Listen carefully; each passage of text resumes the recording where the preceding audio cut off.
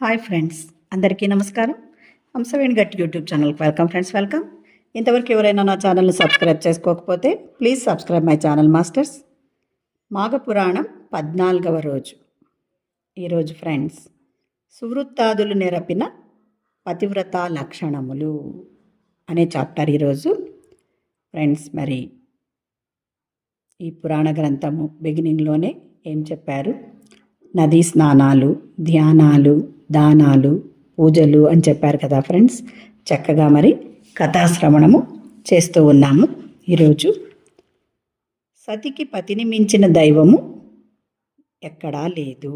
పెనిమిటి యొక్క స్వరూప కురూపము, సద్గుణ దుర్గుణములు, ధనధాన్యములు జరావృద్ధ దశలో సంబంధము పెట్టుకొనక అంగవైకల్యము ఉన్నను, ముక్కోపము కలిగినను, లోబి అయినను, ఇంకా ఎటువంటి దుర్మార్గులైనను భార్య అతనిని దైవం సమానంగా పూజించుటయే పతివ్రత లక్షణము. అంటే పతి ఎలా ఉన్నా భార్య అతన్నే దైవాన్ని పూజించాలి అని చెప్తున్నారు ఫ్రెండ్స్. స్త్రీలు సర్వవేళ సర్వావస్థలలోనూ తన ధర్మమును తాను పాటింపవలయను. ఒకానొక్కప్పుడు పెనిమిటి యార్జనపరుడు కాక తల్లిదండ్రులు, అన్నదమ్ములు లేక ఇతర బంధుజనములు సంరక్షణపై ఆధారపడి కాలము గడుపుచున్నను ధిక్కరించి చేయరాదు. అంటే వాళ్ళు అన్నదమ్ములు వాళ్ళు ఎవరూ లేక ఎవరున్న బంధుజనాల దగ్గర సంరక్షణలో ఉన్నా కూడా అతనిని ధిక్కరించరాదు అంటున్నారు.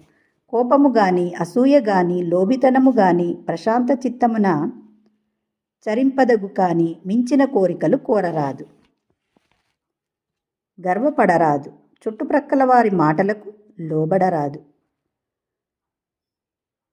అపాత్రుల చెలిమి పనికిరాదు. ఏకాంతముగానైనా స్వతంత్రముగానైనా సహజ సమూహములందు తిరునాళ్ళు మొదలైన చోట్లకు పోరాదు. కలిగినంతలోనే తృప్తి చెంది భర్తకు అనుకూలముగా సంచరించడి సాధ్వీ లలాములు తమ గృహములనే భూలోక స్వర్గములుగా చూపించి వంశోద్ధారకులకు పుత్రులుగాంచి సమస్త లోకములయందును గర్వింపబడుదురు. అంటే ఎక్కడ పడితే అక్కడ తిరగకుండా, తిరునాళ్ళు అవన్నీ దగ్గరికి పోకుండా ఇంట్లోనే భర్తే దైవం అనుకొని జీవించాలి. పిల్లను అంటే వంశోద్ధారకులను, పుత్రులను అంటే కుమారులను కలిగి ఉండి భూలోకమే స్వర్గముగా, గృహమే స్వర్గసీమగా ఉండాలి అని చెప్తూ ఉన్నారు. అటువంటి వారు లోకంలో గౌరవింపబడతారు. అట్టి ఉత్తమాంగనలు మహిమ, శక్తిగల దైవమును, తిరుగులేని ధనవంతుడును, కుబేరుడును, అందచందములు వెలయు పంచబాణుని, ఇంద్రజాల విద్యా విశారదుడు అయిన గంధర్వుడైన తన భర్త కంటే అధికముగా భావించరు. అంటే ఈ పతివ్రతలు ఆమె భర్త కన్నా డబ్బున్నను, అందచందాలున్నను, గంధర్వుడైనా ఎవరిని ఎక్కువగా భర్త కంటే ఎక్కువగా భావించారు. అటువంటి వాళ్ళు పతివ్రతలు అని చెప్తున్నారు. భర్త గడించి తెచ్చిన దానిలోనే పొదుపు చేయవలయును. అత్తమామలను సేవించుచు, బంధుజనములను గౌరవించుచు, అతిథి అభాగ్యతి అని మున్నగు వారిని పూజించుచు క్రమశిక్షణ కలిగి ప్రవర్తించవలెను. ఇంట్లో పెద్దలందరినీ, బంధువులను, అత్తమామలను, మరి ఇంటికి వచ్చిన అతిథులను అందరినీ గౌరవించాలి. పెనిమిటి గ్రామాంతరములందు ఉన్నప్పుడు భార్య తలంటు చేయుచు తలదువ్వి పువ్వులు పెట్టుట, నగలు, సుందరాంబరములు ధరించుటయు పూర్తిగా నిషేధించవలేను. భర్త వేరే ఊరికి వెళ్ళినప్పుడు రెడీ కాకూడదని చెప్తూ ఉన్నారు. నెలకొక మారు స్త్రీలు బయట చేరుట దేహధర్మము. ఋతుపతి అయిన మొదటి దినమున మగడు ఆమెను చండాలంగన వనితను, రెండవ దినమున బ్రహ్మహత్య చేసిన దాని వలెను, మూడవ దినమున పెనిమిటి తిలగా తాకవలెను, నాలుగవ దినమున శుద్రకాంత వలె చూడవలేను. బయటకు చేరిన రోజుల్లో బిగ్గరగా ఏడవరాదు, వెకిలిగా నవ్వరాదు, బడలిక కలుగు ప్రయాణములు చేయరాదు, పగలు నిద్రింపరాదు, జూదమున పాల్గొనరాదు, దంతములు పటువుగా తోమరాదు, సుగంధలేపనము చేయరాదు, పురుషులతో మాట్లాడరాదు. మరియు దేవాలయములకు పోవుట, దేవతామూర్తులను చూచుట, దైవ చరిత్రములను విని ఇతరులతో చెప్పుటయు నిషేధము. యాత్రలు వనములు పూలతోట కరుగరాదు. కాయకూరలను తరుగుట, గోళ్ళు తీయుట, గోవులను చెట్ల తీగలను దాటుట, నూనె రాసుకొనుటయు పనికిరాదు. సూర్యుని వంక చూడకూడదు. తను ఉపయోగించుకున్న పాత్రాదులను దూరముగా ఉంచవలెను. మలమూత్రములు విడుచుట, ఉమ్మియుట, కాళ్ళు చేతులు కడుక్కొని ఇంటికి దూరముగా జరుగుచుండవలేను. అట్టివారు 4వ రోజు ప్రాతకాలముననే మేల్కొని నిద్రించునట్టి ప్రదేశమున పౌడిలేకయు అలికి పిమ్మట నదికి పోయి స్నానము చేయవలెను. మైలబట్టలను చాకలికి వేయుట కుదనినిచో తానే ఉతుకుకొనవచ్చును. ముట్టుబట్టలు కుపిటమంటలో కలిపిన నీటియందు కించి 30 మార్లు తాకవలెను. ఆమెయు మెత్తని మున్నచే ముఖము తోముకొని నీటిలో దిగి 30 సార్లు తలముంచి స్నానము చేయవలెను. అనంతరంన పరులను చూడకుండా తల వంచుకొని ఇల్లు చేరి భర్త మొగమును ప్రథమంబుగా చూడవలెను.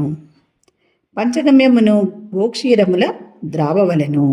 కొంచెముగా అన్నమును నోటిలో వేసుకొనకుండా పసిబిడ్డలను చూచినచో పాపలకు ముట్టు దోషములు వచ్చును. గర్భము దాల్చిన వారి నియమములు కూడా ఆలకింపము. అంటే ఇంతవరకు వాళ్ళవి చెప్పారు. ఇప్పుడు గర్భము దాల్చిన వారు ఎలా ఉండాలో వాళ్ళకు కొన్ని నియమాలు ఉన్నాయి. వాటి గురించి చెబుతూ ఉన్నారు. గర్భవతులు దుర్మార్గులతో భాషింపరాదు. చెడు తలంపులు గల స్త్రీలతో తరచు పరిచయము చేసుకొనరాదు. బయలుదేరిన ఇల్లాలిని చూడకయు ఆమెతో మాటలాడక ఉండవలెను. పెద్దగా నవ్వుట, గట్టిగా తుమ్ముట, బలమైన పనులచే అలయుట, ఈర్ష్యామాయలతో కయ్యములాడుట చేయకూడని పనులు. దంతములతో పెదవులు కొరికినను కాళ్ళు కొరికినను మంచిది కాదు. భయంకరమైన వార్తలను కథలను వినరాదు. మంచి గుణములు కలిగి దైవ సంబంధములకు చరిత్రలను వినవలెను. పతిసేవలు నరించుచు తగినంత విశ్రాంతిగా సంచరించవలెను. అట్టి కులకాంత కీర్తి నొంది వంశము నిలిపి ఇహపరములను అనుభవింపవలెను. అటువంటి కాంతలైతే అంటే స్త్రీలు ఎంతో కీర్తిని పొందుతారు, వంశాన్ని నిలుపుతారని చెప్తున్నారు. ఈ విధముగా గృహంలోని స్త్రీ పురుషులందరూ ధర్మములను ఆచరించినప్పుడు ఆ కుటుంబము సర్వసంపదలతో తులతూగును, ఎటువంటి లోపములను ఉండవు. అంటే ఇలా ఉంటే ఆ ఇండ్లు సర్వసంపదలతో తులతూగుతుంది అని చెబుతూ ఉన్నారు ఫ్రెండ్స్. మరి ఎంతో చక్కగా మనము కథాశ్రవణం చేశాం కదా ఫ్రెండ్స్. మరి నెక్స్ట్ ధ్యానాలు అన్నారు. ధ్యానం ఎలా చేయాలంటే సుఖస్థిరాసనంలో కూర్చోవాలి ఫ్రెండ్స్. కింద కూర్చునే వాళ్ళైతే, లేకపోతే పైన కూర్చునే వాళ్ళు కాళ్ళు 2 క్రాస్ చేసుకోవాలి. మరి కళ్ళు 2 సుతారంగా మూసుకోవాలి. అద్దాలుంటే పక్కన పెట్టేయాలి. మరి చేతిలో వేళ్ళలో వేళ్ళు పెట్టుకోవాలి. మరి మన సహజమైన శ్వాసను గమనించటే ధ్యానం ఫ్రెండ్స్. మనము ఆ శ్వాసను గమనిస్తూ పోతే మనము నిశ్శబ్ద స్థితికి చేరుకుంటాం ఫ్రెండ్స్. మరి ఎప్పుడైతే శ్వాసను గమనిస్తూ ఉంటామో మరి మనము ఆ పరమ గురుమండలితో, ఆ చైతన్యముతో, మరి మాస్టర్స్తో మరి అంటూ ఉంటాం కదా ఫ్రెండ్స్, ఆ పైన ఉన్న వాళ్ళతో మనము అనుసంధానమై ఉంటాము. మరి అది ఏ ముక్తి మార్గము, అది ఏ మోక్ష మార్గము. మరి చక్కగా ధ్యానం చేయడం వలన మనకు జ్ఞానం వస్తుంది. మరి జ్ఞానాగ్ని దగ్ధ కర్మాణం, జ్ఞానం ఏం చేస్తుంది? మన కర్మలను దగ్ధం చేస్తుంది.